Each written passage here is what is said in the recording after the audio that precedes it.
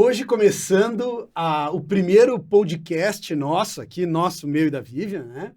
Que a gente vai trazer sempre convidados. Hoje o primeiro vai ser sobre a gente, né? Sobre as nossas coisas, sobre um monte de coisa que a gente vai falar. Mas hoje é a inauguração, né? Dessa nova empreitada aí, que a gente vai chamar de Cassolcast. Então, podcast em que a gente vai falar sobre hoje, né? Sobre a gente. Falar sobre cirurgia plástica, falar sobre cirurgia da Vivian. A gente tem aqui a Vivian Cassol, o amor da minha vida, que pode agora falar um pouquinho, se apresentar um pouquinho, né? Contar. A gente vai falar hoje, né, Vivian, sobre várias coisas, sobre família, sobre filhos, sobre a cirurgia plástica da Vivian. Até a minha relação com cirurgia plástica, que é diferente do que a maioria das pessoas imagina, né? Isso. Não é assim meu delivery, meu fast food de cirurgia plástica. Eu tenho outra relação com cirurgia plástica. Né? Isso. E então acho que a gente vai ter muitas oportunidades para falar de vários temas relacionados à saúde, à alimentação, da nossa alimentação, o quanto mudou nos últimos anos e o quanto a gente conseguiu aprender e crescer com isso. E dos nossos, obviamente, dos nossos crescimentos pessoais. Mas eu acho que eu queria primeiro que a Vivian falasse um pouco, assim, dela, assim, o que ela espera desse podcast. Porque a ideia desse podcast é a gente trazer toda semana uma pessoa, né, um apresentador. A gente vai apresentar o podcast, vai estruturar, para entrevistar alguém. E esse entrevistado, então, que nesse primeiro momento vai ser mais relacionado com coisas médicas ou cirurgia plástica, né? Mas depois a gente pode, obviamente, abrir para outros temas, outras coisas. Da área da Vivian mais voltado para psicologia, o meu é mais psicologia ou psiquiatria do bisturi, que também tem a ver com psicologia. Mas, claro que a gente quer poder ter uma gama mais ampla e mais aberta para coisas relacionadas à saúde, bem-estar, coisas que sejam interessantes e que efetivamente as pessoas possam, pô, que interessante esse negócio, esse tema ou essa pessoa que foi entrevistada. Primeiro, quero dizer que você, como médico e cirurgião plástico, poderia ficar no superficial, né? Poderia não se meter em assuntos que não são para você, não se meter, entre aspas, em assuntos que não são seus, que vão além da estética. E você sempre se envolve muito nesses assuntos de todas as suas pacientes. E eu tô falando aqui não é porque eu sou sua esposa, é porque todas as pacientes que assistirem vão concordar que ele realmente se envolve de uma maneira integral na vida da paciente, porque ele quer cuidar para além daquela cirurgia que ele vai fazer. Ele quer que ela mude hábitos para preservar o resultado da cirurgia. Ele quer que ela se prepare para a cirurgia. E isso que eu acho muito interessante. E nisso que eu acho que os nossos assuntos, as nossas áreas se misturam. Porque ele não cuida só da estética. E eu tenho uma relação assim, que muitas pessoas me encontram. Eu já encontrei algumas pacientes que me perguntaram quantas lipos eu faço por ano, porque eu sou magrinha e tal. E a minha relação com a cirurgia plástica é bem diferente disso. O que eu fiz foi uma coisa que foi corretiva, eu sempre cuidei do meu peso, cuidei da minha alimentação. O meu autocuidado vem muito antes dessas correções.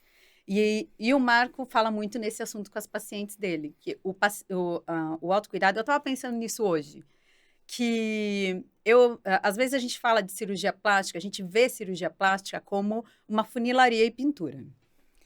E só que de que serve um carro onde você só faz a funilaria e pintura? Você não troca o óleo, você não põe combustível, você não cuida da mecânica do carro. Para que ele vai servir? Talvez ele sirva assim para uma exposição, para uma coisa que você vai só olhar. Mas essa é a finalidade do carro? E isso eu estou falando só de um carro, que é um objeto. E a gente falando de gente, de pessoas, de seres humanos, é muito subjetivo e tem muitas coisas além da casca, além da aparência física, que se você não estiver disposto a fazer uma transformação global, a cirurgia plástica não adianta tanto. Não melhora tanto a autoestima. Isso você fala muito, né? Não melhora tanto a autoestima, não faz aquele milagre na percepção de si da pessoa. E eu acho muito legal falar sobre isso, porque você sempre busca conscientizar as pacientes sobre isso.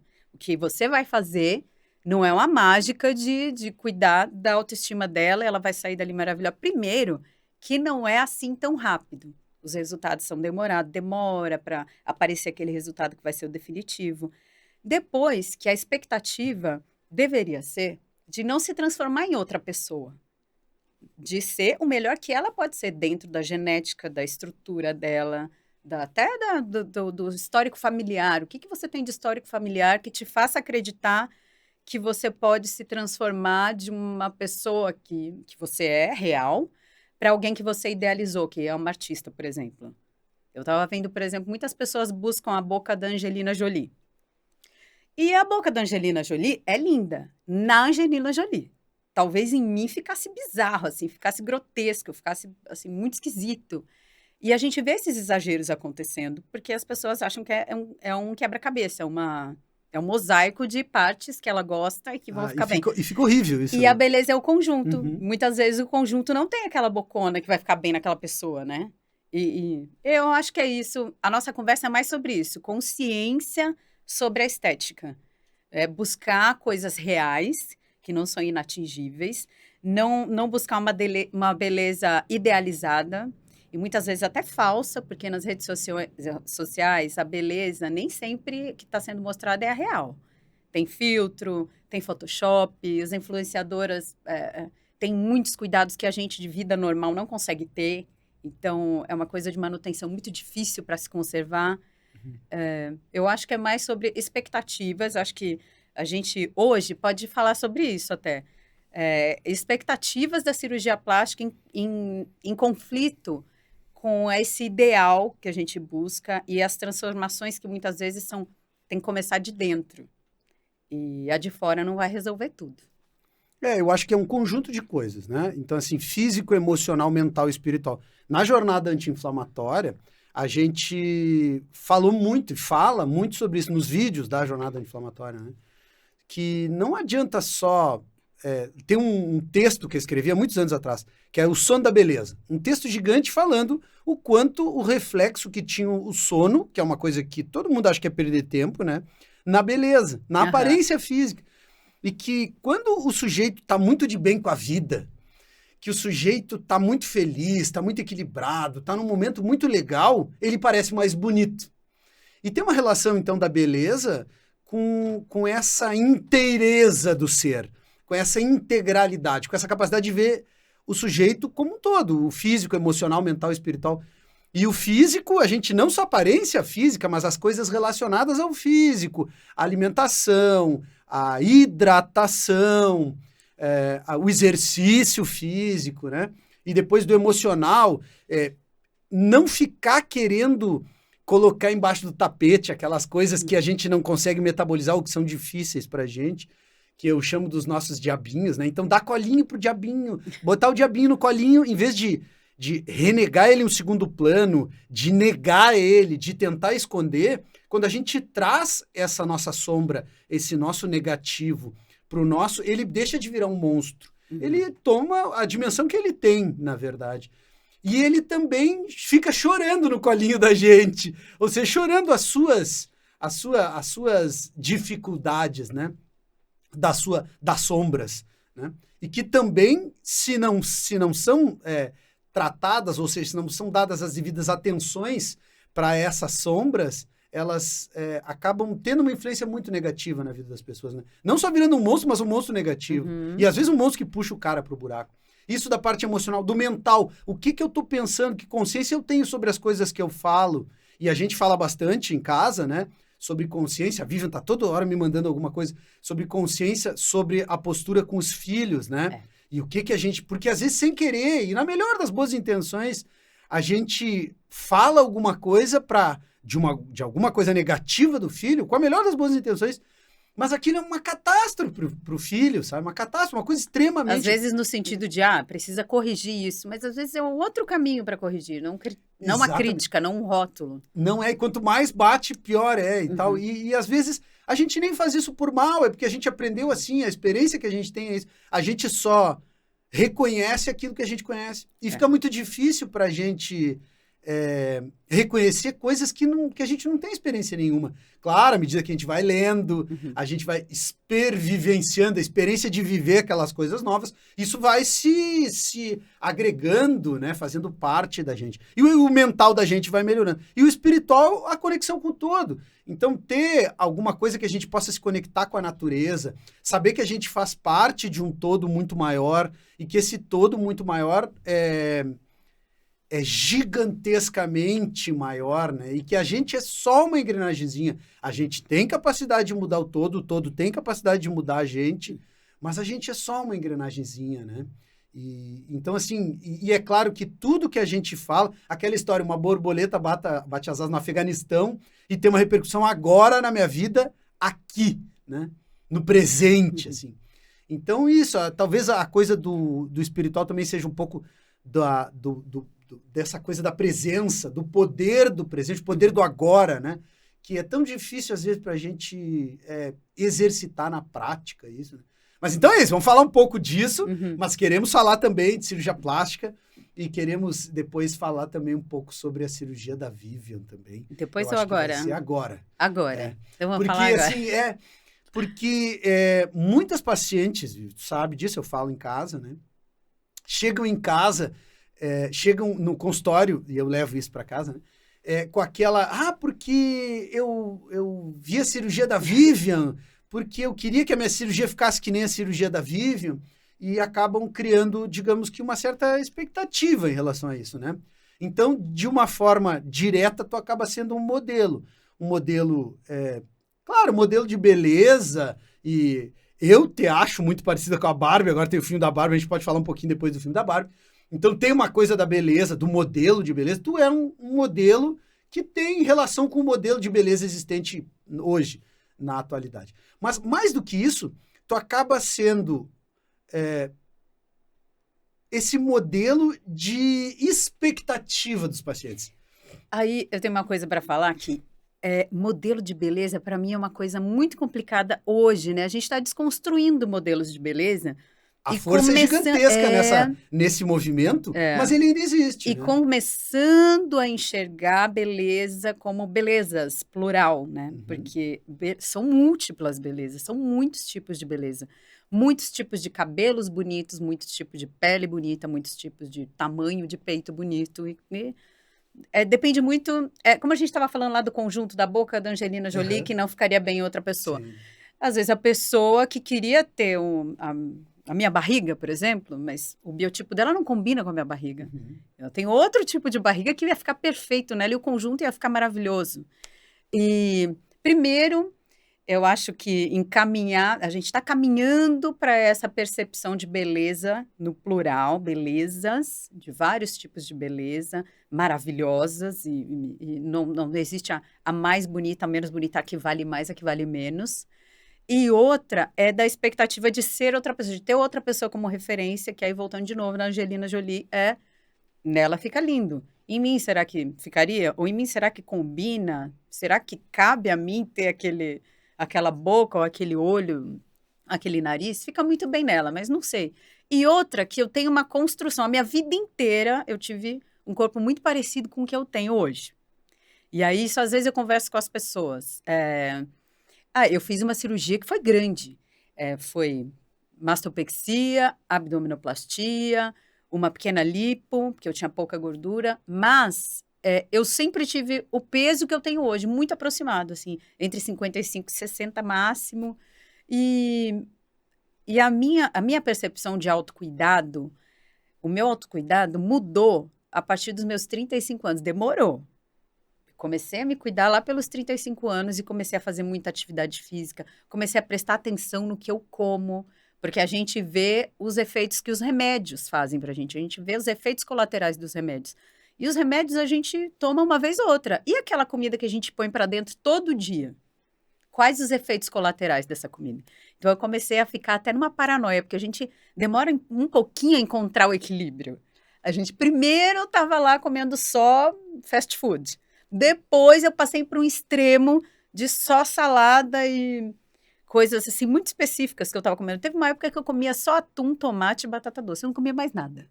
Assim, de vez em quando um ovo. Mas eu comia só isso, todos os dias. E tomava muita água, muita água, muita água. E fiquei, assim, num extremo que não estava legal. A minha alimentação não estava muito diversificada. Eu não ingeria todos os nutrientes que eu precisava. Mas eu fiquei nessa paranoia de isso aqui vai me fazer bem. E como eu comia ali pacotes, eu saí dos pacotes e fui para as coisas que eu corto. Eu parei de abrir, comecei a cortar e comer. E isso fez muita diferença na minha vida. A partir dos 35 anos, eu nunca mais tive dificuldade para entender o meu corpo. Tu está hoje exatamente com? 57 quilos. 42 Não, anos. 42 eu vou fazer mês que vem, Tá, 57 quilos. isso. A partir dos 35, eu comecei a ter uma consciência maior, comecei a me exercitar, comecei a ficar, assim, a neurótica das embalagens e, assim, Só acho quase que cortei é completamente. importante fazer uma observação sobre isso, porque isso tem uma relação muito direta com o histórico ou a história da gente na infância e na Da adolescência. vida toda. Então, assim, a Vivian na infância e na adolescência teve uma dieta muito Como ruim. quase todo mundo muito dos anos 80, é raro alguém que foi exceção. A gente comia biscoito, bolacha recheada, né? A gente tomava refrigerante antigamente, não se tinha tanto de informação que a gente tem hoje sobre a alimentação das crianças, o que tem que evitar, de que forma fazer a introdução alimentar. Hoje isso é muito falado. Antigamente não era, a gente levava na lancheira da escola guaraná com batata, sabe? Batata frita de pacote. E eu cresci comendo assim, e muito macarrão instantâneo, criança gostava muito na época que eu era pequena, cereal muito açucarado, cereal matinal. E cheguei na vida adulta com esses hábitos muito difíceis de quebrar. Quando eu Só para tomei uma lembrar, a consciência... Vivian foi criada no Rio, carioca, nasceu no Rio, foi criada no Rio, É. morou até os 13, Até 15, os 12 para 13 anos 13 no Rio de Janeiro. no Rio, e Não depois... tenho mais sotaque, né? Tô aqui há 30 anos. E eu, só para interromper e falar um pouquinho dessa minha fase, eu nasci no interior do Rio Grande do Sul, em Alegrete, uma cidade muito pequena, com hábitos não tão industrializados. Então, eu não tive bolacha recheada na minha infância, não tive batata frita, não conhecia essas coisas. E depois, com 13, 14 anos, fui morar em Caxias do Sul, fazer ensino médio.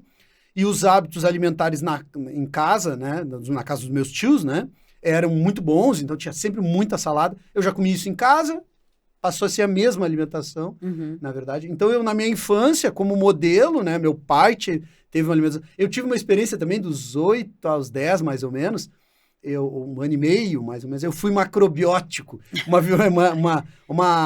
um tipo de alimentação vegetariana, é um veganismo, assim, mais restrito, né, japonês. E imagina meu pai na capital internacional do churrasco, que é Alegrete, que não comia carne. E a família toda não comeu por um tempo, e para mim foi uma experiência muito rica na infância, porque eu pude conhecer uma série de outras coisas que as crianças normalmente não conheciam lá em Alegrete.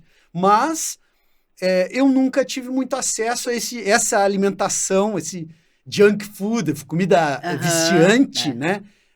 Fast food, essas comidas rápidas ou muito viciantes, muito excessivamente condimentadas. E o problema não são os condimentos, mas são assim a gordura, a fritura, o espessante, os artificializantes aí. E que eu não tive muita experiência, então na vida adulta e depois morando em Porto Alegre, os 6 anos de faculdade eu comia no restaurante universitário, era bandejão, arroz, feijão, carne e uma laranja. Comida de verdade. Comida de verdade o dia todo, não tinha muitas outras coisas. Não então tem erro, eu não tive muito isso. Então, só para dizer que talvez meu aflorar, o meu despertar para essa alimentação melhorada que a gente tem hoje em casa e que na verdade, é um conjunto, né? A Vivian veio com uma coisa, eu vim com outra e a gente construiu uma terceira. Sim. Mas que não restringe as crianças de nada, né? Mas que a gente tem uma alimentação muito saudável. Mas é importante dizer que a gente não tem o armário das guloseimas em casa. Muita gente tem. E isso eu acho que dificulta muito mudança de hábito. Se você tem o armário do objeto de desejo ali do lado, não olha. E ainda mais quando vira recompensa, né? Porque muitas pessoas colocam a sobremesa, o doce, o Se pacote, o comer tudo, vai ter refrigerante. o chocolate. Ou se, sei lá, se passar, ó, vai passar a semana inteira sem, mas no fim de semana é prêmio. Aí tem bolo Sim. com cobertura e tal. Que não possa bolo com cobertura de vez em quando, mas, né? Tem o armário ali, vai comer todo dia. Não adianta, vai fazer uma visitinha ao armário todo dia. E o que eu tava falando, que eu mudei os meus hábitos, fui para um radical, de não comer quase nada, e depois fui chegando a um equilíbrio. E foi muito difícil, porque eu tinha na minha criação, na minha infância toda, um afeto por aquela comida porcaria. Uhum. Então, foi muito difícil me livrar disso. É engraçado que hoje esse assunto esteve na aula, e até estava falando do glúten, não é o assunto aqui, mas o glúten tem relação com alguns transtornos. E tem alguns estudos Piora. evidenciando isso, que piora sintomas, piora estereotipias, piora o humor da pessoa. Então, quando piora o humor, né, dá irritabilidade gástrica, acaba piorando o humor. E isso, para uma criança, altera tudo, né? Uhum. E a gente estava falando disso quando a professora falou sobre... aí tem que cortar o glúten da alimentação, tem que cortar o leite. A gente estava falando do leite também, tem que... E aí teve uma aluna que falou, mas e aí, o que come? E tem muitas pessoas que pensam assim. A gente tem isso muito claro. Sim. Poxa, a gente passa fome em casa? Não. A gente come uma variedade gigantesca de coisas. E o óbvio que está começando a ser falado mais agora, comida de verdade não tem glúten. Muito. Você não vai ver comida de verdade, comida fresca. A maioria das comidas que a gente compra, assim, de feira, não vai ter. E o leite também, né? Dá muito, no fim, pra gente já tá muito fácil de ter uma alimentação onde se exclui o glúten e o leite. O leite eu até dou uma escapada, o Marco não. O Marco segue mais Eu vou bem a sem restrição leite. do leite, Eu né? não tenho problema com leite. Eu dou umas deslizadas por causa dos ambientes que eu frequento, acabo tomando um café com leite aqui, um café com leite ali. Mas não é um vício, a gente não tem esse vício. O Leonardo, nosso filho, tem 3 anos hoje, vai fazer 4 já, nunca tomou leite, nunca sabe tomou o que uma é. mamadeira de leite que não fosse o meu, né? Ele foi amamentado 2 anos, por 2 anos no peito, e depois ele começou a tomar outras coisas. Os líquidos que ele toma são sucos, são água de coco. Leite, ele não se viciou. Ele hoje experimentou iogurte. O Marco chegou em casa, tinha um iogurte lá e falou, o que é isso que ele tá tomando? Danoninho. E era uma garrafinha, né? Não era de colher, era uma garrafinha. Que ele tomou, ficou apaixonado. Sabor morango, gostou. Experimentou hoje com quase 4 anos. Mas voltando sobre o negócio Mas não do glúten, tinha a mamadeira do leite, que é uma coisa que toda criança tem o TT 4 vezes ao Sim. dia. Não, e às vezes dá na madrugada, né? É. Isso é uma coisa que complica muito até a própria rotina. A criança não consegue dormir direito. E é um alimento que é bem alergênico, né? O leite. Então, O leite é muito alergênico. é legal evitar. Não numa paranoia, a gente não tem paranoias, Não, a gente não com restringe nada, na assim. verdade, A gente tá na rua, vai todo mundo tomar sorvete, vai todo mundo sem comer problema. hambúrguer e batata frita. Em casa, no nosso freezer, o que tem? É pão de queijo, açaí. É isso que tem no nosso freezer, né? E no Carne freezer, é raríssimo. O freezer é muito pequeno, a gente tem pouca coisa congelada. Carne é raríssimo entrar em casa e aí E a gente come carne, vai numa churrascaria ou numa festa que tem a carne, a gente come. Não é Mas na rotina não é não uma tem. restrição que a gente vai na casa dos outros e não posso comer, não. A gente almoça ou janta o que tiver na casa. A gente vai numa pizzaria, come o que tem na pizzaria. E o aniversário, come o que tem no aniversário. Mas na nossa casa, na rotina de todos os dias, isso aí não tá, né? Não tem o armário das guloseimas, como a gente falou, e essas porcarias. Domingo a gente foi no aniversário, né? Aniversário de criança. Comemos bastante. E eu comi uns docinhos, passei mal, não conseguia dormir depois. Então é muito legal a gente ver que depois que a gente começa a ter uma dieta saudável, a gente, quando sai da dieta, se sente mal. Quer dizer, o alimento não é mais legal. Para que eu estou fazendo isso comigo? E a gente nem se sente mal de comer na festa. A gente já vai com aquela de consciência limpa, que hoje é dia de festa, tudo bem. vamos todo mundo comer. E a gente fica passando mal à noite, muito frequente. A gente foi outro dia num restaurante que era de porco, de carne de porco. Um rodízio, assim, uma abundância de carne de porco que a gente não está acostumado. A gente jantou no restaurante. Quer dizer, uma comida que a gente não está acostumado, super condimentada, carne super condimentada, e ainda à noite. Quem dormia depois? Ninguém dormia, a gente não conseguiu dormir. Casa do Porco, todo mundo conhece aqui no centro de São Paulo. Mas muito legal, bacana a experiência lá do popurrí, né? Daquela variação de Maravilhoso. várias coisinhas pequenininhas, experimentando gostos e sabores, sensações diferentes. Uma Foi super muito experiência, diferente, mas bem realmente, legal. para quem não tá acostumado. Mas bem indigesto. Foi Mas bastante. voltando ao negócio do glúten, Diga. a gente, alguns anos atrás aqui, começou a notar, tava falando da irritabilidade, né? E eu queria falar um pouquinho sobre o negócio do glúten com a Isabela, assim, né? A gente descobriu que a Isabela tinha uma certa intolerância. Não chega a ser uma pessoa alérgica, não tem, assim, sintomas muito celíaca, floridos. não tem doença celíaca. Não tem doença celíaca. Mas é impressionante. Imagina a Isabela, que é super alta, magra, 12 anos, assim, com uma barriguinha. Tava com uma distensão abdominal muito enorme, grande. sabe? Uma coisa muito estranha e que chamava atenção, assim, né?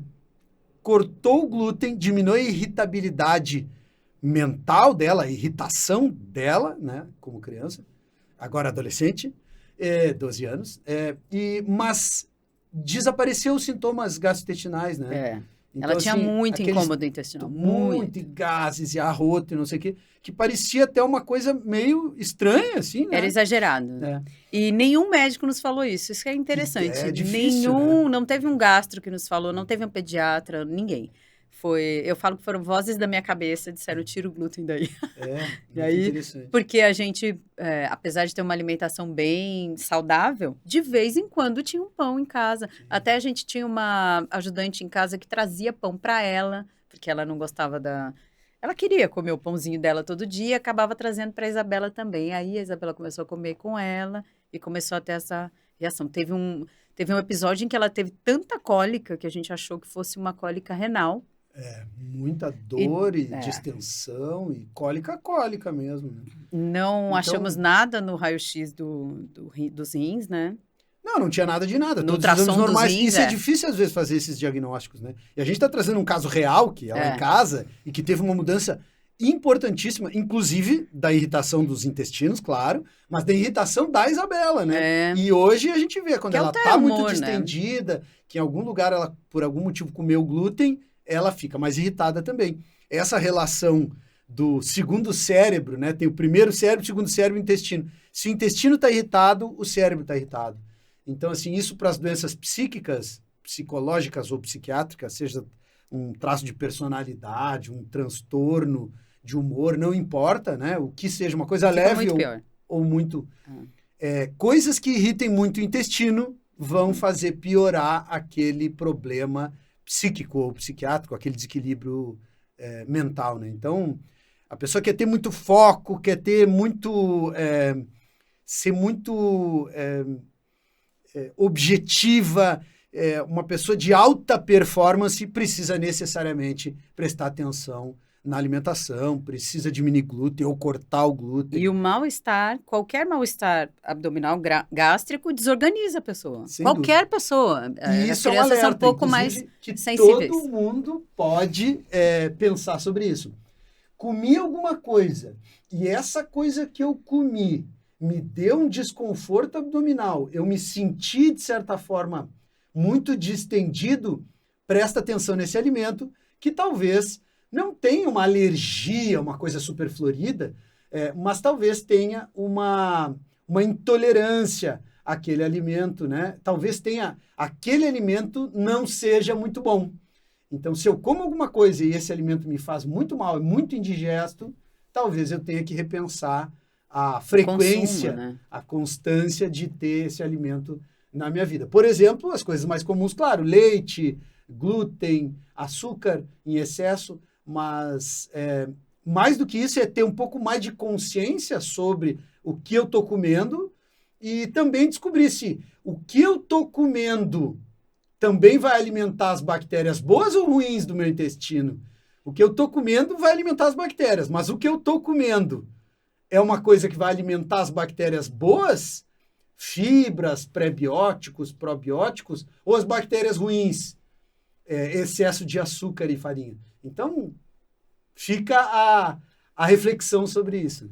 E eu não continuei, a gente entrou aí pelos assuntos da família e tal, e eu não continuei falando da minha cirurgia, que mudei meus hábitos muito antes de fazer a cirurgia. E aí, depois que eu mudei meus hábitos, eu ainda tive o Leonardo, passei por uma gestação muito saudável. Lembrando que os hábitos mudaram depois da gestação da Isabela. Então, assim, Isso. eu não quero ter um filho que seja viciado em junk food. Então, Exatamente. vou ter Quando que- hábitos mais saudáveis para ter um modelo melhor. Quando que veio a consciência de verdade? Quando eu precisava estimular a Isabela a comer alguns alimentos que eu nunca tinha nem colocado na boca, assim, que eu rejeitava só de olhar. Porque tem esses alimentos, quando a gente tem por hábito comer os pacotes, a gente rejeita muito as coisas naturais, as coisas que têm um cheiro que não é o industrializado, é um cheiro natural. E fui e tomei essa consciência de que, caramba, como é que eu vou fazer ela comer essas coisas que eu não como? Ela nunca viu no meu prato. De que jeito ela vai comer? Aí comecei a colocar no meu prato, comecei a me forçar a comer, mas só mudei de verdade quando ela já tinha uns 5 anos. Mudei mesmo, radicalmente, a minha alimentação quando ela já tinha 5 anos. E aí, bom, meu corpo mudou completamente. Aí meu corpo, eu nunca tive um peso muito diferente, como eu já falei, mas o meu corpo mudou completamente. Eu sequei, assim, 10 quilos só na mudança de hábitos. 10 quilos. Eu fui de 60 para 50. Ficou uma coisa até estranha, mas foi assim. Eu tenho 1,68 de altura. 50 quilos tá faltando, né? Tá em déficit. Então, acabei radicalizando e perdi muito peso. Caminhava muito, que é um hábito que eu tenho até hoje. Terapêutico para mim. Isso aí começou, não foi nem por causa do cuidado com a imagem. Foi terapêutico. Eu comecei a caminhar como forma de me equilibrar. E caminho hoje quase 10 quilômetros por dia. Ele sabe, né? Caminho religiosamente, não falta as minhas caminhadas. Pode faltar tudo, mas não pode faltar minhas caminhadas. Mas, enfim, cheguei num peso que eu consegui manter aquele peso muitos anos. E aí eu fiz as cirurgias. Depois que eu tive o Leonardo, que foi uma gestação completamente diferente da minha primeira, onde eu tinha uma alimentação mais desleixada. Na segunda, quando eu tinha uma consciência e uma rotina muito saudável, a minha gestação foi muito tranquila, muito saudável. Chegava a fazer caminhadas de quilômetros até as 40 semanas de gestação. E mantive. Depois que o Leonardo nasceu, perdi peso naturalmente, não fiz nenhuma dieta radical, foi tudo normal. E aí, depois que eu já tinha Mas já recuperado tinha meu uma alimentação peso... muito saudável, na verdade, né? Por Depois isso que engordou muito pouco na É. gestação, por isso que voltou ao peso normal com muita facilidade, porque a dieta já era muito saudável. É. Antes da gestação, durante a gestação, depois da gestação, tudo foi muito natural. E aí comecei a ver aquilo que estava me incomodando. Primeiro, personal. Só que Fui pra academia. nessa gestação do Leonardo, engordou 9 10. quilos, 10 quilos. Uhum. Na gestação da Isabela, Engordei não. 20, Engordou 20. 20 alguma coisa, 21, alguma coisa Então, assim, reflexos que acabaram tendo no teu abdômen. A Vivian, quando era criança, operou uma hérnia umbilical e tinha uma cicatrizinha já no umbigo. Ela disse, por causa dessa cicatriz no umbigo, vamos fazer abdominoplastia, porque nem precisaria, né? Eu já abdômen queria, muito bom. aquela cicatriz me incomodava desde os 6 anos de idade, né? Enfim. E aí acabou fazendo, então, a abdominoplastia. Mas, assim, a abdominoplastia era muito mais um reflexo dessa gestação de 21 quilos do que da gestação de 10. Porque a gestação de 10, assim, engordou muito pouquinho. Mas a musculatura na gestação que engordou 21 quilos... A diástase foi muito grande. maior, afastou muito mais o músculo do abdômen. Mas quando eu fiz a cirurgia, minha diástase era muito pequena, né? Era pequena, porque estava fazendo bastante exercício, estava Antes de decidir, de ter coragem de fazer a cirurgia, antes, mesmo tendo cirurgião plástico em casa, eu fui para academia. E academia. Foi um ano e pouco de academia, né? Academia é um luxo. E academia, depois de uma certa idade, é uma necessidade. Eu, com 49, hoje... fazendo 50 esse ano, me vejo na obrigação de fazer algum tipo de exercício, não porque eu quero virar um marombeiro lá, ser um bodybuilder, né? Um sujeito que tem uma dieta e uma rotina focada para ser grandão e forte. De jeito nenhum, eu desejo ter saúde. E eu faço exercício físico para não perder a saúde. Uhum. Então, mas por que eu faço exercício físico? Então, eu posso botar o pé na jaca, vou comer pizza? Não. Alimentação adequada, o sono adequado, exercício adequado, hidratação adequada, pensamento adequado. Isso tudo é só para manter a saúde. E, às vezes, as pessoas ficam pensando, do nada aparece uma doença autoimune na pessoa. Da onde que surgiu isso? Mas é óbvio que foi ela que criou isso. Foi uma construção de uma série de coisas. Então, sei lá, um câncer. Todo mundo diz, mas da onde que veio esse câncer? E eu não estou julgando ninguém aqui que vai ter câncer ou que o motivo do câncer é esse, fazendo tal coisa vai desaparecer. Não é assim que funciona, as coisas são multifatoriais. Mas a contribuição que a gente pode dar, hoje eu estava conversando com uma paciente hoje à tarde, dizer, o meu objetivo de vida é morrer bem. Eu quero morrer muito bem, eu quero morrer, vou morrer sei lá onde, no UTI, no hospital, sei lá onde que eu vou morrer, mas eu quero morrer muito bem, velhinho e muito bem, sabe? Morrer com uma condição muito boa para chegar lá. E não com uma condição muito ruim, né? Com uma doença metabólica, um diabetes ou uma obesidade. E muito bom de falar que as pessoas às vezes têm medo de envelhecer. Ai, tem medo de ficar velho. Tem que ver que a gente tem que envelhecer bem. Envelhecer mal ninguém quer mesmo. Envelhecer cheio de doenças, cheio de limitações. Aí fica assustador mesmo ter tantas limitações chegando. Mas é a gente que constrói essas limitações. Só que se a gente quer envelhecer bem, a gente fica pensando, não tenho medo de envelhecer, mas eu quero envelhecer bem, a gente começa a se cuidar sem muito sacrifício. Porque chegar na velhice saudável, com limitações que são naturais da passagem do tempo e né, das limitações físicas que a gente vai começando a ter, mas com consciência. Eu estou construindo uma velhice, eu estou construindo hoje, com 42 anos, estou construindo a Vivian de 60, de 70, de 80. E como é que eu quero ser? Eu quero estar bem, eu quero viver pra caramba, eu não quero não ser velha. Eu quero viver, eu quero ficar velha, mas eu quero ficar uma velha bem. Não é que eu vou esticar tudo, não. Eu quero ficar bem por dentro. As pessoas ficam pensando que ficar velho tem aparência com tem relação com a aparência. E não não é disso que a gente está falando. É a velhice da cabeça. É a velhice que tem... Às vezes a gente pega um cara de 40 e que é um velhinho ranzinza, um velhinho gagá chato. E eu, às vezes, vou fazer os passeios de carro no domingo de manhã aí e pego uns velhinhos de 80 com uma cabeça espetacular, que estão cheios de sonhos e projetos e tal. Então, assim, a gente, muitas vezes, tem a tendência a achar que só porque a gente está com uma idade avançada, a gente tem que ser velho. E eu acho que a velhice está muito mais na energia da pessoa. E como que eu faço para deixar uma energia jovem? Eu cultivo essa energia jovem através de uma alimentação adequada, de hábitos adequados, de um pensamento adequado, de uma série de disciplinas em várias áreas, a gente falou aí da alimentação, exercício, sono, etc., que fazem com que eu efetivamente tenha um envelhecimento adequado, anti-aging, que é uma palavra da moda aqui. Né? Como que eu faço para ter um anti-aging? Tendo um propósito de vida muito claro e muito forte e muito bem definido, seja ele qual for. Como que eu faço anti-aging? Tomando cápsulazinhas? Não, comendo comida de verdade. Tendo um sono de boa qualidade para sonhar, e sonhar de verdade, dormindo e botar esse sonho em prática acordado. Então, coisas que parecem muito óbvias, muito básicas, mas que a gente, infelizmente, não presta muita atenção ou não tem muita consciência sobre isso. Né? E é uma coisa que tem que ter consciência. E aí, linkando com a cirurgia plástica, as pessoas pensam mesmo que vai acontecer uma mágica, né? Eu não me gosto hoje, eu vou fazer a cirurgia plástica, amanhã eu saio do hospital me gostando. Não, esse processo é um pouco mais demorado, né? E não tem problema nenhum, eu não gosto da minha barriga, então eu quero tirar essa pele da barriga e tal. E aí eu vou emagrecer, vou me preparar, vou fazer a cirurgia, a recuperação vai ser legal e tal. Ótimo. Isso é uma construção, é uma coisa bacana. E isso, claro, pode ter reflexos no mental da pessoa, ela muda a autopercepção dela, inevitável, muda a postura dela com o mundo. É muito bacana. Mas isso é só uma parte. Sim. A liberdade para se vestir muda muita coisa. Porque a pessoa que tem um complexo com qualquer parte do corpo... eu tenho um peito muito grande. Não uso, tomara que caia. Não uso um biquíni de cordinha. Não uso... eu tenho uma barriguinha flácida. Não uso biquíni, não uso top, não uso blusa justa e tal. Essa liberdade de se vestir do jeito que quer muda muito a autoestima da pessoa. Isso sim.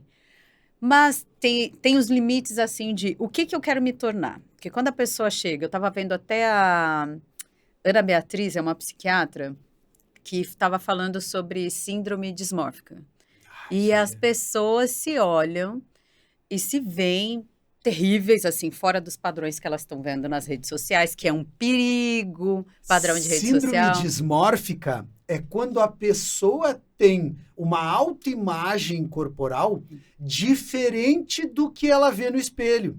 Então, ela se olha no espelho, ela até pode ter um determinado problema, mas o problema que ela enxerga é muito distorcido. Às vezes ela só enxerga aquilo. E, inclusive, às vezes, essa pessoa neuroticamente fica fazendo tratamentos estéticos ou cirurgias plásticas, uma atrás da outra. O caso clássico, assim, mais conhecido, é Michael Jackson, com relação ao nariz dele. Operou, ficou bom o nariz, continuou mexendo, até realmente estragar. Então, assim, é um pouco disso, sabe? Não tem limite, porque a dor emocional relacionada com a autoimagem é tão gigantesca que não permite que essa pessoa se sinta bem consigo mesmo nunca. Então, nunca assim, é suficiente. Nunca alcança suficiente, o ideal. Nunca consegue ter uma, como é que eu vou dizer assim, uma autopercepção ajustada com aquilo que é. E é legal quando a pessoa tem um problema na barriga, quer arrumar a barriga, ótimo, muito saudável. Mas quando a barriga já está espetacular, quando já é magérrima, já está perfeita, e está tudo perfeito, e a pessoa começa a achar mais coisa, e mais coisa, e mais coisa, e isso não tem nunca um fim, e a angústia e a dor é gigantesca, então aí a gente tem síndrome quando existe... dismorfofobia, ou síndrome dismórfica, ou síndrome da autoimagem, enfim, vários nomes diferentes para a mesma coisa. Sim. E quando isso, lógico, a gente não vai patologizar, colocar um carimbo da patologia em todo mundo, nem todo mundo tem a síndrome, mas a gente está caminhando para cada vez mais ter. Exatamente porque as pessoas querem ser outras pessoas. Pegam aquelas da internet como referência, aquelas do Instagram, aqueles corpos que nem sempre estão naturais ali, a foto é do jeito que ficou. Uhum. A pessoa tira 500, escolhe uma para postar, essa uma, antes de postar, vai ser tratada, vai tirar a estria, vai tirar uma celulite e tal. E a pessoa vai atrás de uma cirurgia plástica para atingir aquele ideal que já está modificado até na foto. Então, muitas vezes a pessoa tem que pensar, a linha de pensamento é, eu vou ser o melhor que eu puder ser. Olha, eu já estou me cuidando, eu já me cuido, eu já gosto muito de mim, mas isso aqui está me incomodando muito, está me limitando as roupas que eu quero usar, não está legal, isso daqui, olha, isso aqui se eu arrumar, aí eu vou ficar muito bem comigo. Esse é um pensamento. Outro pensamento é, eu quero virar outra pessoa. Eu quero virar outra pessoa e fica muito sério, porque a gente não consegue. A gente consegue melhorar uma coisinha ou outra, assim, dentro da nossa genética, né, do nosso biotipo, a gente consegue melhorar as coisinhas, melhora um pouquinho aqui, um pouquinho ali. Por exemplo, eu tirei excesso de pele da barriga e eu não mudei tamanho de roupa. Minhas roupas são todas as mesmas. Essa aqui, até uma moça, quando eu cheguei aqui hoje, elogiou esse vestido. Eu tenho há muitos anos esse vestido, uso ele mesmo, do mesmo jeito. Nunca mexi, mandei costureira mexer. Mas, enfim, não que todo mundo tenha que fazer isso. Pode ter uma barriga, né, com diástase de 10 centímetros, que muitas vezes tem, e fazer a cirurgia e mudar o tamanho de roupa é excelente, mas querer se transformar em outra pessoa é muito perigoso. Pegar com fotos... Essa história de levar foto para fazer cirurgia... Foto, eu não sou contra a foto. Porque Sim. Todo mundo é muito contra esse negócio da foto. E eu acho que é bom, mas o que precisa deixar muito claro para o paciente, e eu falo isso na consulta, essa foto é para eu entender o que tu deseja do nariz, o que deseja da mama, qual é o teu objetivo no abdômen, para, primeiro, saber se isso faz sentido ou não, se a tua ideia é completamente maluca ou não, dá pra gente chegar perto disso. E segundo, para a gente colocar para o paciente entender o que ele quer, mas colocar para o paciente que aquilo ali é só uma guia. A gente nunca ninguém vai ficar igual ao nariz da fulana, ao lábio da ciclana, à barriga da outra. Então, assim, é claro que existem as pessoas que são personalidades, que têm uma exposição maior à mídia e que acabam sendo modelos. Mas isso é muito perigoso. Então, precisa realmente ter esse bom senso de saber para onde quer ir, que caminho vamos, mas respeitando as suas limitações, ajustando essas expectativas para não criar frustrações. Quando a expectativa é gigantesca, felicidade é igual a realidade menos expectativa. Se a expectativa é muito grande, nunca vai ter felicidade. Porque irreal, vai ter uma frustração. Às vezes é uma expectativa irreal. É uma coisa que, assim, como eu posso ser melhor? É sempre dentro disso, eu acho que tem que ficar. Melhor do que eu sou. Não outra coisa, outra criatura, de outra genética, de outro biotipo. melhor do que eu sou. Como eu vou me sentir bem para usar as roupas que hoje eu não estou usando? É isso aqui. É meio dentro disso, porque senão a frustração é muito grande. Aí vira uma busca infinita. Vai mexer uma vez, e vai mexer outra vez, e vai fazer outra coisa, e vai mexendo cada vez mais, e nunca vai estar bom. A recuperação é uma coisa complicada, as pessoas não pensam nisso, né? As pessoas pensam em operar em novembro para ir para a Bahia em dezembro. E é complicado, a gente Distorcido, sabe, claro, é totalmente complicado. A distorcido. expectativa tem que se adequar. Pode ir para a Bahia? Pode, provavelmente vai estar bem cicatrizado, vai estar legal, mas não é o resultado final, Não, e mais do né? que isso, antes de 2 meses, não planeja uma viagem grande. É. Espera pelo menos 2 meses. É isso que tu falaste da cirurgia plástica, que aciona um gatilho nas pessoas, eu acho que isso é bem importante falar. Porque eu acho que a cirurgia plástica, aquele corte gigantesco e tal, na barriga, aquelas cicatrizes grandes na mama e tal, são só pequenos gatilhos, pequenininhos, que podem efetivamente acionar mudanças importantes na vida da pessoa. Tem muitas que começam aí uma mudança total de estilo de vida. Exatamente. Não E isso é fantástico, É. sensacional. Agora, colocar o peso dessa mudança para que aí a minha vida vai mudar quando eu tiver a barriguinha do não Eu vou sei ser o quê. feliz. Aí, Você é exato, feliz, é aí isso, não tem que é ser isso. feliz. Tem que ser um pouquinho feliz antes, né? Não vai, sabe? É. Não é, não É a mesma coisa que é que colocar isso não no tem nada a ver com a relacionamento realidade. a expectativa, né? Eu preciso de alguém para ser feliz. Não, Não. peraí. Começa a ser feliz antes. Não. Vamos conquistar a felicidade Inclusive, um pouquinho ninguém quer antes. ficar com alguém que já é infeliz. Né? Não. Ninguém Eu vai- que tô segurando a felicidade? Putz, eu não posso ir para lugar Muito nenhum. pesado. Não, eu primeiro preciso É. estar bem comigo mesmo, me respeitando como eu sou, respeitando a minha personalidade, meu jeito de ser. E daí sim vou achar alguém que se encaixa nesse negócio e sempre tem um chinelo velho para um pé torto, né? Acho que sempre tem alguém que vai se encaixar naquela meu amor, como a gente se encaixa bem, né? O que? Onde? Impressionante. Na vida, assim. Sim. Porque é difícil, às vezes, as Eu tô pessoas... com medo do rumo da conversa agora. As pessoas... Não, em todas as formas, se encaixa bem em todas as formas. Mas, assim, como a gente tem a gente chama de agonismo, né? Sintonia. Tem. Um dá força pro outro, né? Eu tenho certeza absoluta, assim, é o meu sentimento esse, que eu só sou forte como eu sou hoje porque tu me deixa forte, né? E como é importante a gente conseguir ter um pouquinho de consciência sobre esse negócio das relações, né? Essa pessoa que eu tô me deixa mais forte ou mais fraca? Eu Muito gosto de ser importante. fraco? Eu gosto de ser forte? Então, trazer um pouco para a consciência isso. Porque Esse a gente é o tem o poder, sim, de fazer o outro se sentir melhor ou pior. Pois é. Porque é um convívio muito intenso. A gente tem um convívio diário, a gente se fala coisas o dia inteiro. Se eu ficar sempre te falando coisa chata, coisa negativa, coisa... né? Tipo, colocando para baixo, isso vai mudar. É a mesma coisa que a gente fala até sobre os filhos.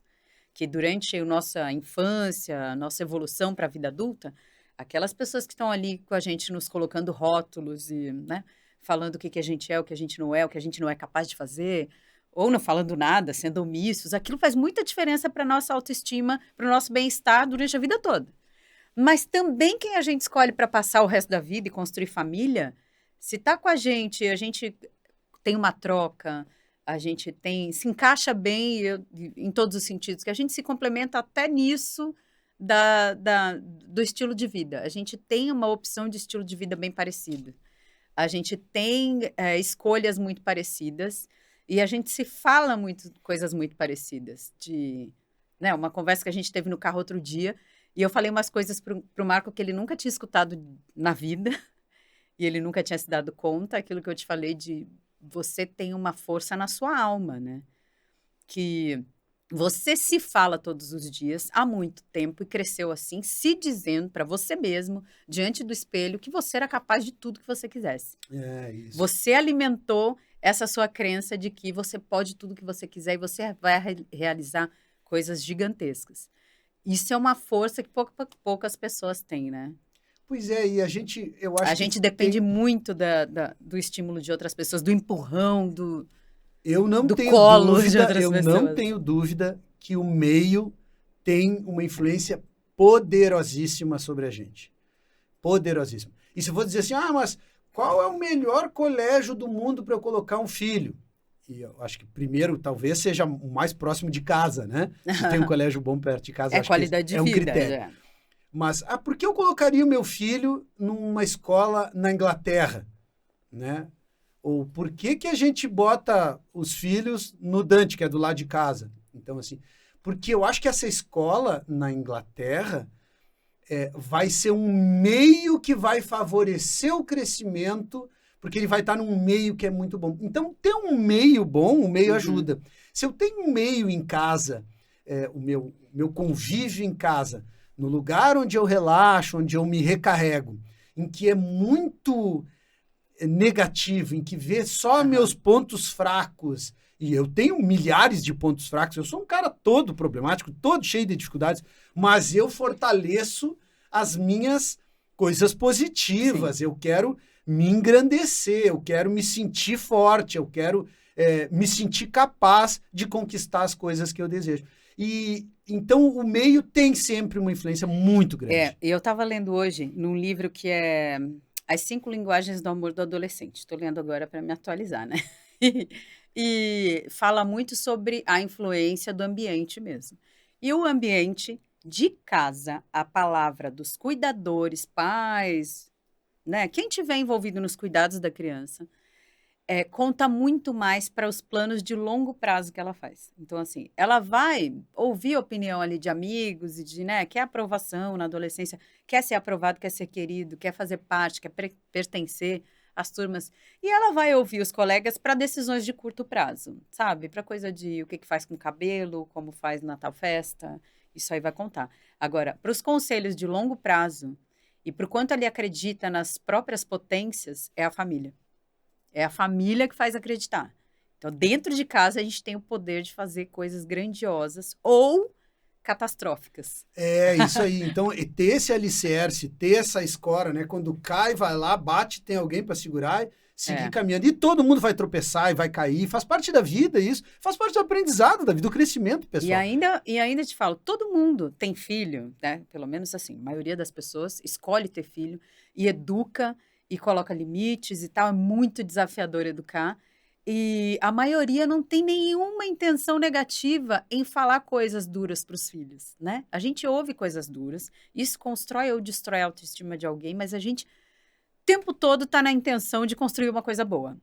Então, quando se fala disso, de o que os pais falam vai construir ou destruir, se destruir, não é que o pai quis destruir ou a mãe quis destruir. É porque era o que tinha para oferecer, foi o recurso que encontrou para manejar aquela situação, foi o jeito que entendeu que era bom para educar, para criar, para ensinar coisas positivas. A gente só consegue para dar engrandecer. O que a gente tem, né? Ou até para engrandecer. Eu vou engrandecer se eu falar essa coisa dura aqui, porque ele vai ver que ele precisa mudar essa atitude. E foi o que tinha. O recurso que o pai ou a mãe tinha para aquele momento foi aquele, e fez, e foi na melhor das intenções. Não é aqui um assunto de culpar pai e mãe. É um assunto de você... Isso é importante para construir a autoestima de alguém, para fazer ele acreditar. E muitas vezes isso tá naquela crença de que eu consigo mudar, eu não consigo mudar. Que a gente está falando lá de mudança de hábitos e tal. Muitas vezes a gente acredita que não consegue mudar porque a gente acreditou a vida toda que, não, você é assim. E ainda tem uma coisa muito boa que eu li num livro sobre terapia também, de uma psicóloga, que muitas vezes a gente coloca uma sentença na vida dos filhos por causa de um histórico que não tem nada a ver com eles. Eles são pessoas novas. Tá, ele é da família Cassol. Os Cassol são assim. Não, os Cassol não, calma aí. Isso é difícil. Não, mas assim, e falam às vezes de traço de personalidade, né? Assim, os Cassol não têm mau humor. Peraí, só um minuto. Pode ser que tenha muita gente bem-humorada ou que passem maior parte do tempo bem-humorados. Mas esse aqui, o Leonardo Cassol, por exemplo, é uma nova pessoa com uma nova história, uma nova personalidade, que ele não deve nada a esses Cassol que passaram. E muitas vezes a pessoa fala, olha, a nossa família não tem ninguém com essas frescuras para alimentação, não tem ninguém vegetariano. Todo mundo come carne, a nossa família não tem como se reunir sem fazer um churrasco. E a pessoa, às vezes, se amarra nisso, porque é assim que ela pertence à família. Claro. Não consegue ver que ela vai continuar pertencendo à família se ela virar vegana, por exemplo. E eu não estou falando que tem que ser vegano, ninguém. Claro, Mas é um exemplo perfeito, de um né? hábito que a gente se sente preso àquele rótulo de os Cassol, um exemplo, os Cassol não conseguem viver sem carne, por exemplo. Poderia ser uma marra sua. Nunca ninguém te falou isso, mas poderia ser. Claro. E muita gente tem essa marra na vida. Muita gente fica presa a esse rótulo que a família coloca, na melhor das intenções. Tudo por uma questão de educar e fazer, olha como você pertence a essa família e a nossa família é assim. A nossa família, por exemplo, eu já ouvi uma vez alguém falar que na nossa família ninguém é ciumento. Mas espera, você é um, seu irmão é outro, seu filho é outro, que ainda não tem nada a ver com esse histórico aí. Ele pode ser ciumento. Sim. É? Ele é outra E ainda pessoa. assim ele vai pertencer e tá tudo bem. Isso, pertence do mesmo jeito. Isso é uma coisa que muitas vezes faz a pessoa não conseguir quebrar um padrão e não conseguir mudar de hábitos. Aquela coisa do pertencimento, o vínculo com a família. Então, às vezes, comida também vincula com família, né? A relação com a comida Claro, da pessoa totalmente. é o domingo, é a sobremesa da mãe, é o macarrão da avó. E isso aí é uma coisa que não dá para abrir mão. Não vou mudar e, nossa, perder todo o meu... Comida tem um poder afetivo, né? Muito forte. Enorme. Imenso. E as pessoas normalmente comem por isso, em busca disso. Tem outras fontes de afeto que a gente precisa A maior identificar. dificuldade que tem das pessoas pararem de tomar leite é porque quando elas tomam leite, elas se remetem à infância É. e se sentem acolhidas, aconchegadas, o leitinho quentinho, né? É. E mesmo fazendo mal, elas ficam o resto da vida tomando leite. Toda vez que toma, faz mal, e ela se sente mal quando toma, e ela vai lá de novo e toma de novo. Então, mas é verdade, a gente está em busca dessa coisa emocional. Então, eu acho que nós somos seres emocionais. 99% das decisões e das coisas que guiam a vida da gente são emocionais, as coisas mais importantes. A gente tenta ser racional, mas é só 1%, é tão pouquinho. Uhum. Claro que a gente tem que tentar botar a racionalidade em algumas coisas, até para poder fazer escolhas mais sensatas e tal. É. Mas nós somos seres emocionais. Por isso que tem que dar tanta atenção pro emocional, né? Por isso que precisa estar tão conectado com o seu emocional. Isso depende muito da personalidade, do temperamento, vai variar de uma pessoa para Claro, outra, claro. mas assim, emoção dita muitas coisas na vida, né? E os vínculos afetivos, essas Exato. coisas da construção durante a vida. E os filhos, assim, a gente fala, orienta e tal, isso é ótimo. Explicar orienta, o exemplo arrasta. Então, assim, não adianta ir lá dizer que tem... A Vivian estava falando disso agora há pouco, né? Come brócolis e saladinha e não sei o quê, e eu não como nada disso. Uhum. Né? Come meu filhinho, mas eu não como. Tem que comer por quê?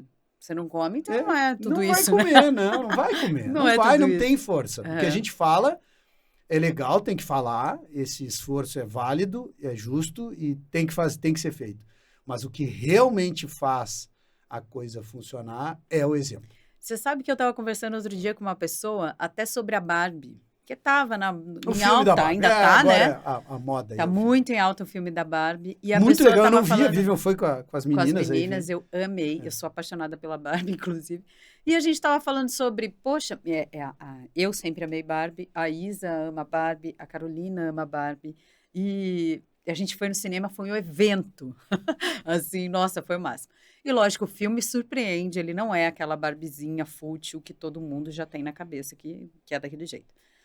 E a gente estava falando sobre isso, que tem uma pessoa que me falou que não comprava Barbie para a filha por causa do exemplo de futilidade ali, das referências que aquela boneca traz. E aí eu parei para refletir com essa pessoa que você não acha que a gente é um exemplo muito mais forte, potente do que um brinquedo? Porque a gente pode até evitar ter a Barbie, porque é uma boneca que é um padrão que é inalcançável, é uma boneca toda de medidas assim inatingíveis, e de uma estética muito rara até, né? Uma coisa muito olho azul e o cabelo perfeito, o volume. Mas e a gente? E na nossa vaidade, nos nossos cuidados, o quanto a gente se agride para ficar bonita na frente da filha?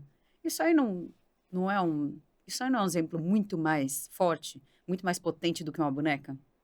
Eu estava pensando, eu coloquei até ela para pensar nisso. Eu falei, poxa, ela é uma pessoa que fez várias cirurgias plásticas, que alisa o cabelo, que faz os cílios e tal. Privar sua filha de brincar com Barbie porque é um mau exemplo sobre futilidade, sobre percepção de imagem. Mas, ao mesmo tempo, a gente como mãe, se agredindo para se embelezar, assim, e curto prazo, né? Tem coisas que são de curto prazo. Por exemplo, quem alisa o cabelo, alisa o tempo inteiro. Acho que a cada 2 meses, a cada 3 meses, vai lá e põe uma coisa que muda a fibra do cabelo, um ácido, que destrói a fibra do cabelo e nada contra, mas assim, é uma agressão. O quanto a gente se agride para mudar o que a gente é, não é um exemplo muito mais forte do que uma boneca? É interessante essa conversa, porque Claro. a gente tem que pensar no exemplo que a gente está Exemplo passando. arrasta. Exemplo, assim, se aceite. Mas eu tô aqui me mudando todo dia. Fazendo. Eu passo maquiagem. Não posso falar muito, não. Já fiz plástica, uso maquiagem. Mas a gente é aquele pensamento de se melhorar e não tentar ser outra pessoa.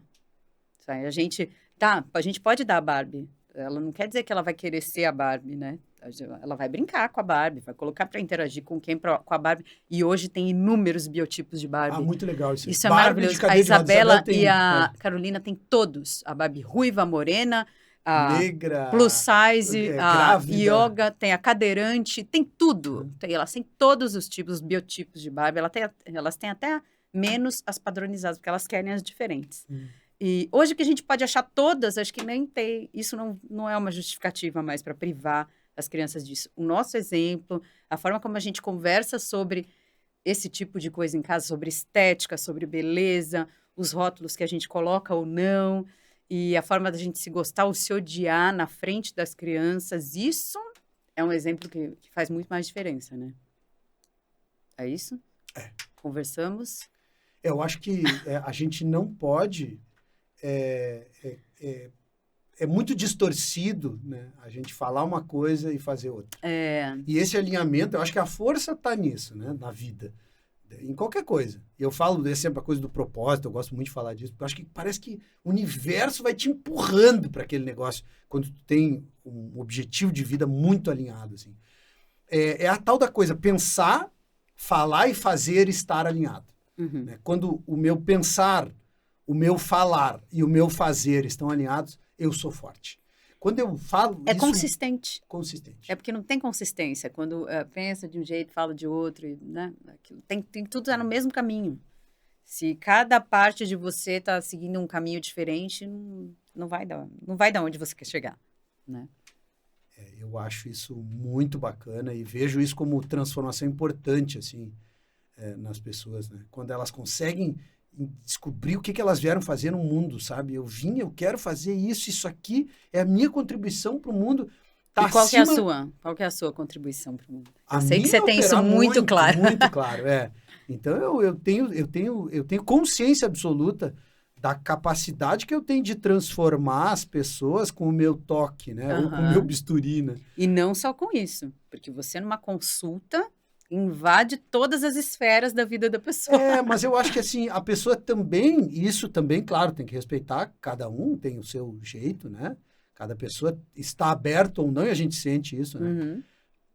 Hoje veio uma paciente assim, visceralmente aberta, contando a história dela, né? Que mudou radicalmente, descobriu o jejum, até eu fiz um stories sobre isso, né? Que ela descobriu o jejum e a vida dela mudou. Olha. E aí tem muita crítica por causa do jejum. Então, eu acho que a pessoa estar aberta para ser tocada, para ser motivada, para ser investigada, ou ela vem consultar para fazer uma consulta, né? E eu, como um consultor, então vou dar a minha percepção sobre aquilo. Isso a maioria das pessoas vem assim, né, para consulta. Algumas muito como essa, né? Às vezes nem tanto. E, às vezes completamente fechado. E tá bem. Mas eu acho que a transformação vai além, né? Esse toque, essa capacidade de eu tocar na consulta e de estimular a pessoa a melhorar a sua rotina. Porque não adianta também ter uma dieta maravilhosa lá numa ecovila na Bahia, perfeita, num lugar em que todas as pessoas se amam, e depois voltar. A minha vida é aqui na Paulista. Entende? Com boletos, com prazos, com resultados que tem que ser apresentados. Sem tempo para almoçar. Isso, é a vida real. Então, eu acho que eu tenho muito mais capacidade de tocar a vida das pessoas assim, e esse é o meu propósito de vida. Através da cirurgia plástica eu consigo tocar. Uhum. Então, às vezes na alma da pessoa, sabe? Sim. Um pequeno toquezinho, mas que esse pequeno gatilhozinho desencadeia transformações importantes de alma, de autopercepção, da pessoa ir buscar suas coisas na vida, dela se perceber capaz de conquistar as coisas que ela quer, ou de dizer não para coisas que fazem mal para ela, às vezes a vida toda, coisas no âmago da vida dela, né?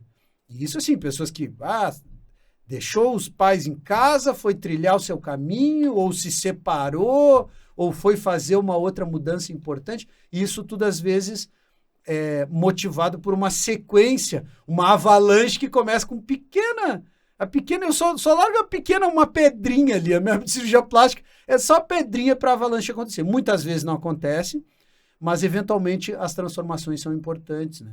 A gente vê um exemplo muito claro, assim, de quando não vira chavinha nenhuma, é quando as pessoas fazem a bariátrica e depois nem essa agressão, que é uma agressão muito grande, muito maior que uma cirurgia plástica, uma bariátrica. Sim. E elas não conseguem melhorar os hábitos e se manter naquele peso que elas chegam depois da cirurgia bariátrica. E é muito interessante ver que você estava falando agora do jejum, que é muito polêmico. O jejum intermitente é muito criticado por alguns, muito elogiado por outros, mas eu acredito que a chave, que é o ponto alto do jejum, seja a mudança da relação com a comida. Porque muitas vezes a pessoa que está acima do peso, ela já tem alguma compulsão. É aquela pessoa que não consegue ficar sem comer ou não consegue... Tem uma relação com a comida que é de necessidade o tempo inteiro. Necessidade emocional que ela não tem uma necessidade emocional que é, tô feliz, vou comemorar, vou comer. Tô triste, vou comer. Tô triste na casa do amigo, vou comer também. Vou comemorar com alguém, vou comer. Vou me reunir com alguém, vou comer. Então, é tudo relacionado à comida. Para mudar isso é muito difícil. E até quando tá em casa. Poxa, se tudo de bom é relacionado à comida me traz bem-estar. E ela vai comendo. Às vezes sente fome o dia todo. Tem gente que me fala que sente fome o dia todo. E, na verdade, as pessoas sentem mesmo, sabe? Porque pessoas que têm uma dieta com uma carga glicêmica muito alta acabam tendo um estímulo de insulina. A sensação de saciedade dura pouco. Dura pouquíssimo, não dura nada. Então, não tem aquela saciedade. Se a gente come um chocolate amargo, por exemplo, a gente come um pedaço e se sente satisfeito, é gostoso, maravilhoso. Se a gente come um chocolate branco, que é puro açúcar, logo em seguida já dá vontade de comer mais e aquilo não resolve, aí tem que comer uma outra coisa para dar saciedade. Mas eu entendo o jejum intermitente como uma quebra de paradigma, porque muitas vezes esse é o único jeito da pessoa conseguir mudar a relação dela com a comida. Assim, eu não vou funcionar comendo de 3 em 3 horas uma castanha, uma maçã, um iogurtinho, uma torradinha com ricota. Não vai funcionar bem. De 3 em 3 horas, não está mudando... Para muitas pessoas, não está mudando muito a relação com a comida. Porque é se alimentar constantemente e o tempo todo está comendo, acaba dando umas deslizadas. Eu acho que só uma coisa restritiva, não muda a energia. Exato. Não muda a microbiota intestinal. Não muda o funcionamento do metabolismo. Corpo. Não mexe em muita coisa, né? Vai mexer, sim. A ingestão calórica diminui muito, mas esse hábito... Aquela coisa de consumir alguma coisa, mastigar o tempo inteiro, a pessoa não consegue mudar. E o jejum quebra isso. Que é obrigatoriamente. Eu só posso comer amanhã ao meio-dia. Não vou comer de agora até amanhã ao meio-dia. Isso muda muita coisa. E aí, na hora que ela vai comer, muitas vezes ela escolhe uma coisa que não vai pesar tanto, que não vai trazer tanta repercussão, não vai exigir tanto ali do funcionamento gástrico. E isso vai mudando muitas coisas. Acho que desencadeia outras coisas. Não é que ele... Não sei, a minha área é outra, mas eu não sei se ele desencadeia exatamente algum prejuízo, algum benefício gigante fisicamente. Mas no psicológico, certamente muda muita coisa. Porque quando a gente faz jejum, a gente dá espaço para o corpo fazer apoptose.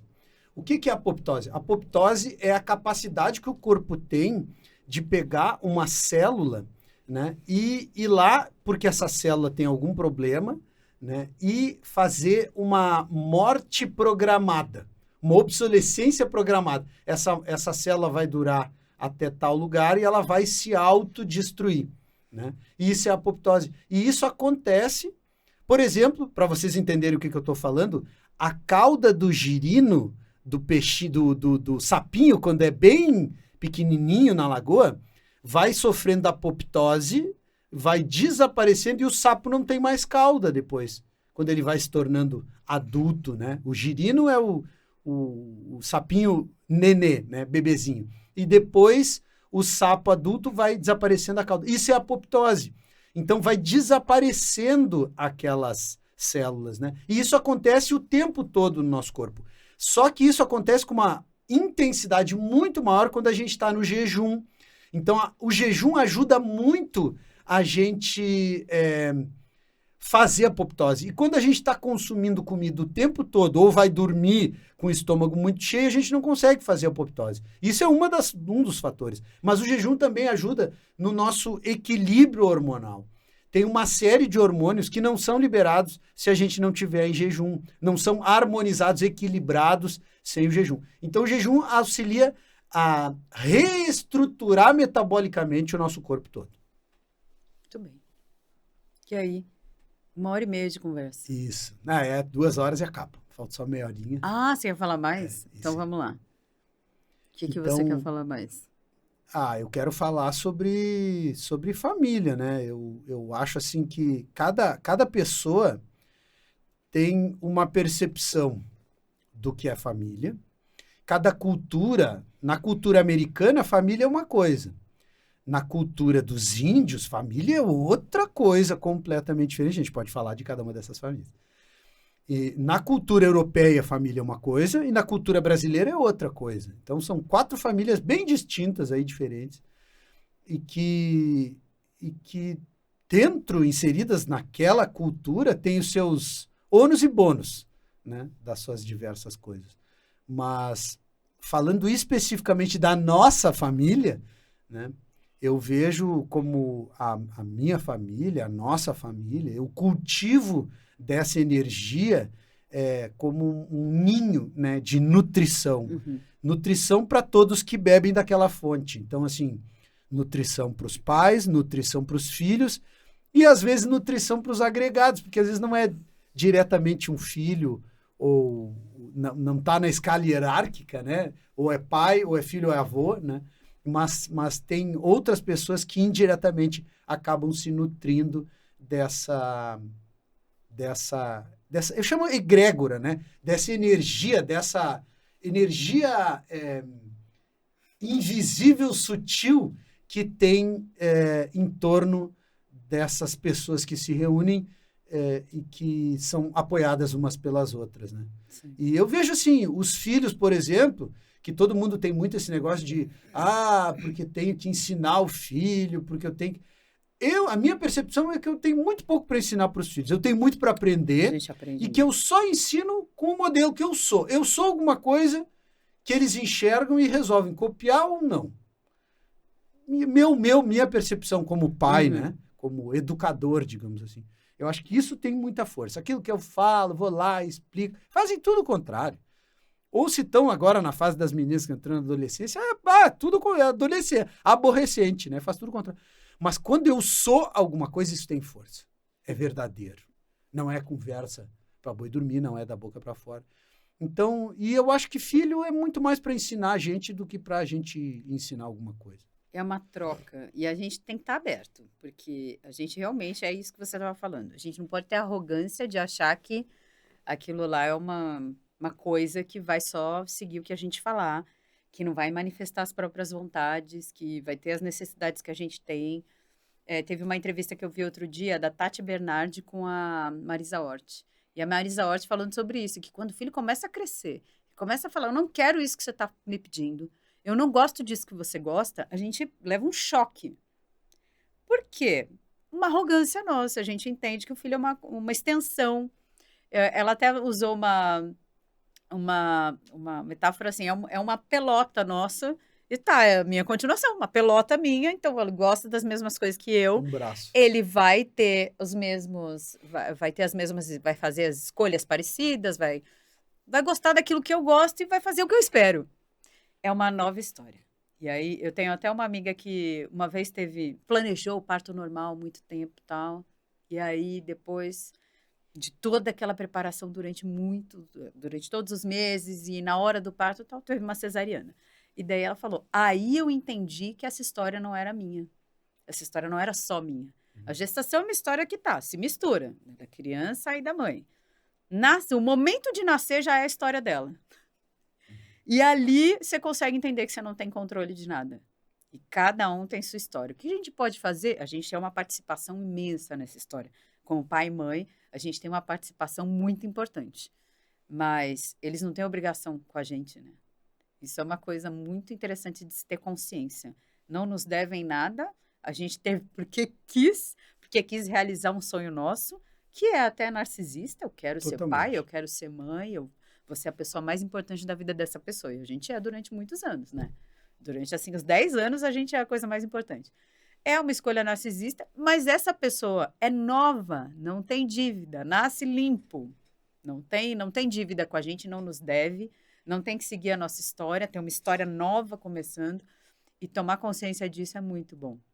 Porque a gente se cobra menos, a gente se ofende menos, porque não faz nada para agredir a gente. Faz o que tá com ímpeto de fazer, porque é uma outra pessoa.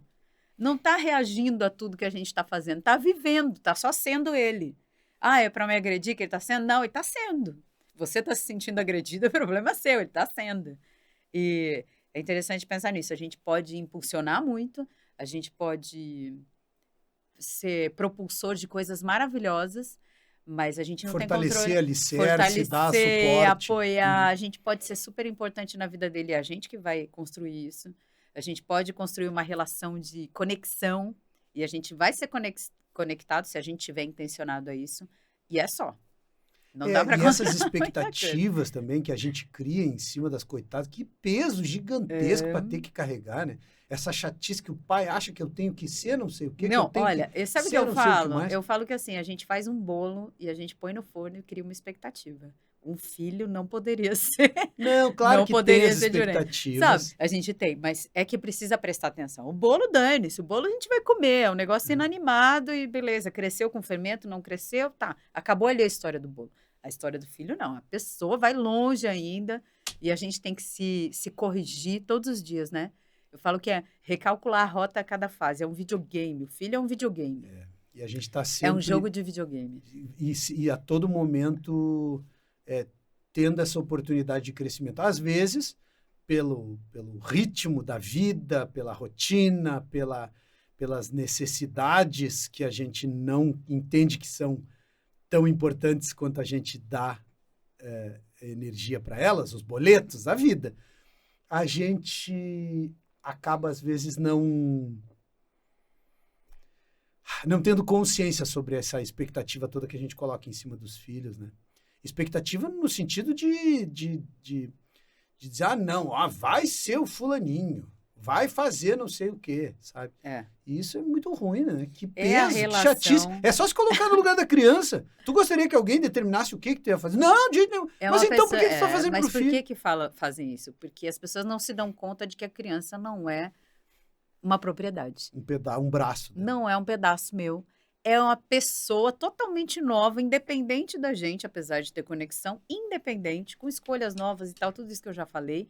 E, além disso, ela tem autonomia, ela tem o destino dela, ela não nos deve, tem tudo isso. Outra coisa que eu ia falar é que é o maior desafio, a gente está falando aqui de filho, e o quanto a gente aprende, é porque é a relação mais desafiadora que a gente vai ter na vida. Não tem nada que vai desafiar mais a gente do que ser pai e mãe.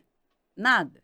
É porque qualquer outra relação, a gente pode falar assim, ai, tá bom, tá me chateando, pode ficar aí que eu vou para outro lado ali. Se a gente trabalha num lugar que, poxa, tá incomodando muitas vezes, poxa, é o sustento da família, bem difícil de se livrar, mas pode mandar currículo e pode mudar de emprego, né? Tem essa possibilidade.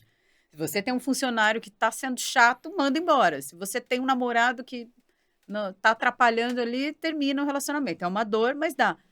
O filho é a mais desafiadora, porque a gente, além dele, ele vai incomodar, ele vai desafiar, ele vai provocar e você vai cuidar. todos os dias. E o mais dramático é que sempre os filhos, de alguma maneira, são reflexo do modo de vida dos pais. Então, de alguma maneira, aquele filho serve como um espelho. É como se o filho fosse um pouco de uma terapia, uma autoterapia. Porque a gente tá tudo fazendo. aquilo que você tem dificuldade de aceitar no filho, muito provavelmente é uma cópia sua. Daquela característica específica é uma coisa que você tem. E aí aquilo bate ali de frente, é aquilo que você não aceita. Por que ele é assim? Pô, eu também sou, né? Se eu for prestar atenção direitinho, eu não sou essa belezinha toda. E você estava falando da coisa do adulto.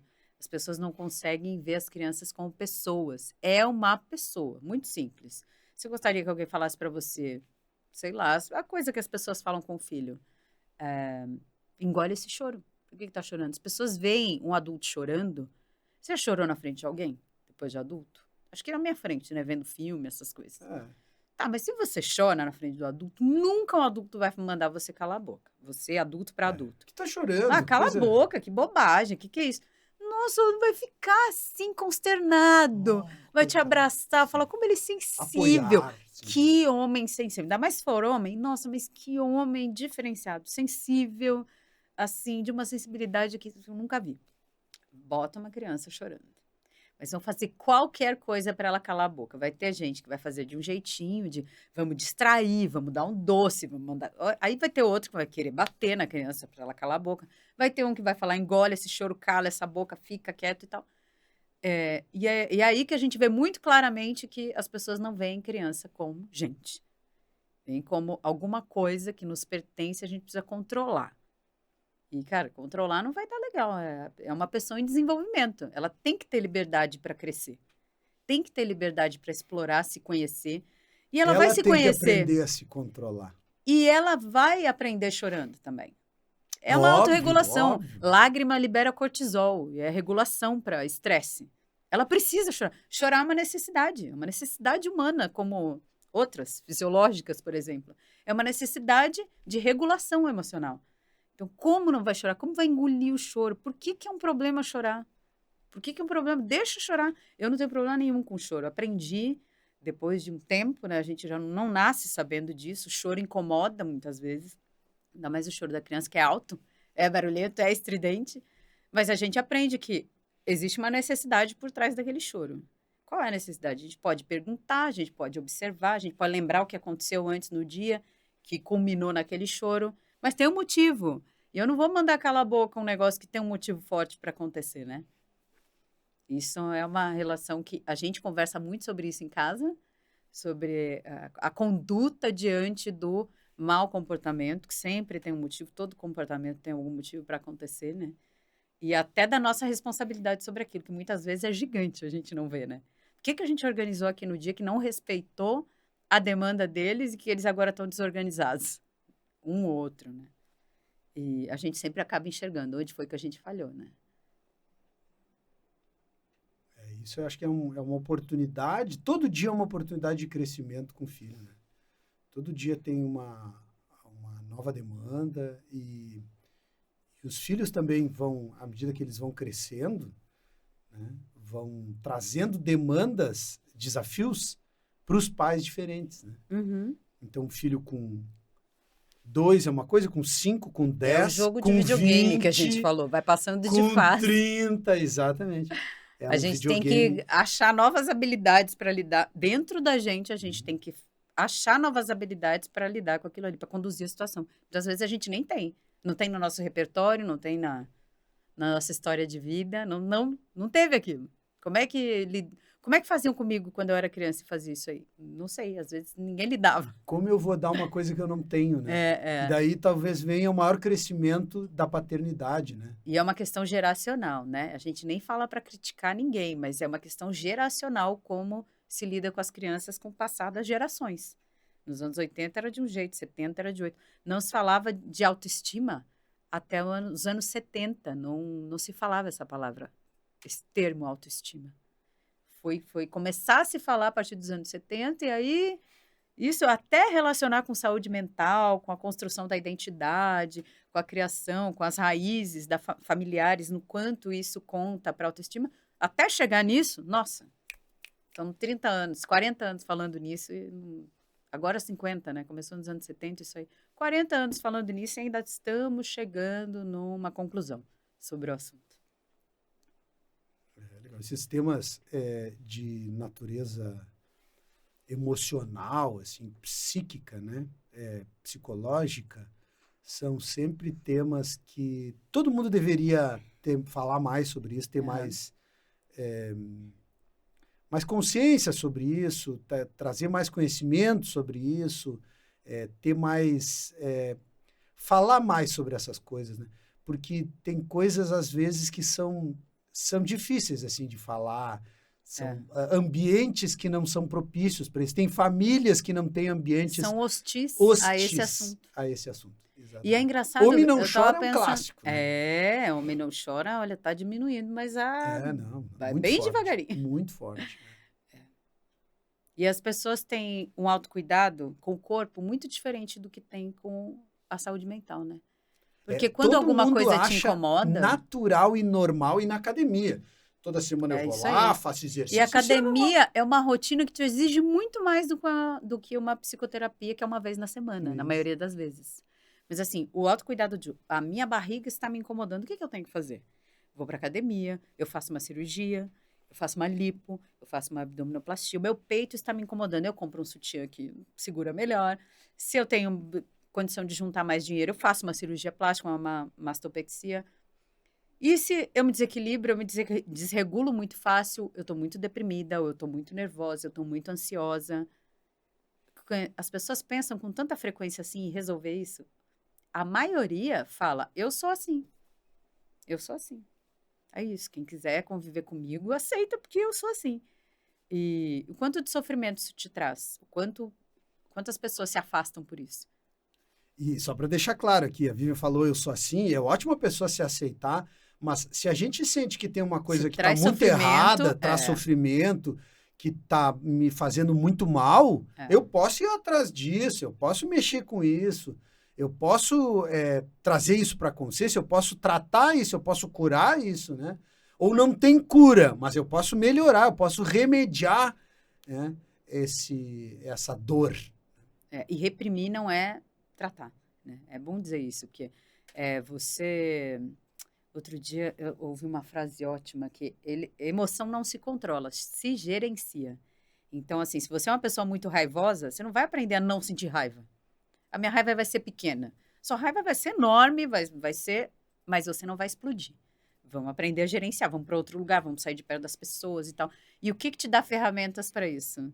Atenção à saúde mental. Não tem outra coisa. Atenção à saúde mental. Do jeitinho que vai para academia, cuidar do corpo, que faz a cirurgia, que faz a dieta, faz alguma coisa pela saúde mental. Que seja, eu falei que faz parte do meu cuidado, da minha higiene mental, caminhada. Eu preciso caminhar 2 horas por dia, assim, para mim, nossa, me deixa zen. O Marcos sabe que isso me regula de uma forma, né? Eu fico com outro humor, assim. Até a TPM desaparece quando eu estou muito ativa nas minhas caminhadas. E a pessoa se conhecer ao ponto de saber o que vai ser um caminho legal para gerenciar essas emoções que, no momento, estão explosivas, é muito importante. Isso é muito importante. A gente fala, academia, às vezes as pessoas falam de cuidado com saúde mental é caro. E realmente não é baratinho. Não é uma coisa fácil. Às vezes o preço da academia no mês é o preço de uma sessão de terapia. A gente sabe. Mas tem formas de procurar acesso à psicoterapia que seja um valor mais acessível, ou até gratuito em universidades, por exemplo. Isso é muito importante. Para a autoestima, eu acho que para a autoestima isso é muito importante. Está tudo muito ligado. E as pessoas custam muito enxergar isso. O quanto está ligado àquela explosão de raiva com o quanto a gente se gosta, com o quanto a gente se fere com o que o outro diz. Se aquilo que o outro diz fere tanto é porque a gente já pensa aquilo da gente. Tem tudo isso, né? Eu estava, outro dia, lendo trechos do livro Um Curso em Milagres, que eu até te falei, que é tudo, nada que eu veja significa coisa alguma. Essa frase bem profunda, não é frase viajandona, de viajante, nem super positiva, aquele positivismo tóxico que se fala atualmente, que é tudo tá bom, então não faz drama. Não é isso. É nada que eu vejo significa coisa alguma, é o que eu vejo tá na minha cabeça. Não tá ali necessariamente. Tá na minha cabeça. Eu tô vendo essa caneca aqui, tá? Pra mim, a caneca é feia. É a minha opinião, tá dentro da minha cabeça. Pra você aí, ela é bonita. Então, nada que eu vejo significa coisa alguma. Eu vejo feia, não significa que é feia. Outras pessoas estão vendo de outro jeito. A caneca se acha linda, eu tô vendo feia. Então, a gente vê as coisas de um jeito que diz muito sobre o que está dentro da gente. A gente sente, recebe o que é do outro muito do jeito que as coisas estão dentro da gente.